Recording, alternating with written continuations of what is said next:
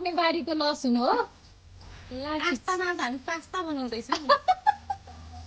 नास्तामा pasta ल हेर्नु साथीहरू हाम्रो आफ्नै बारीको अफिसको आफ्नै बारीबाट टिपेको लसुन ल त्यसपछि यो हाम्रो आफ्नै यहीँ अफिसकै बारीबाट टिपेको अर्ग्यानिक साग रायोको साग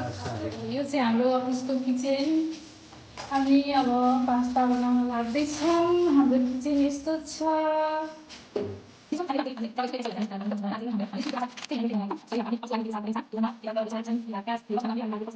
यसलाई चाहिने मसलाहरू चाहिँ अब हामीसँग यहाँ थिएन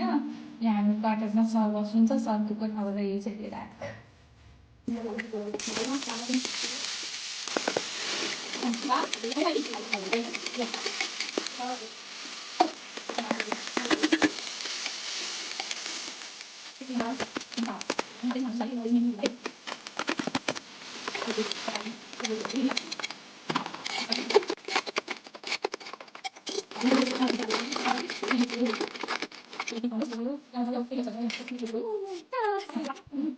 दिदी सम्झना दिदी कस्तो भयो एकदम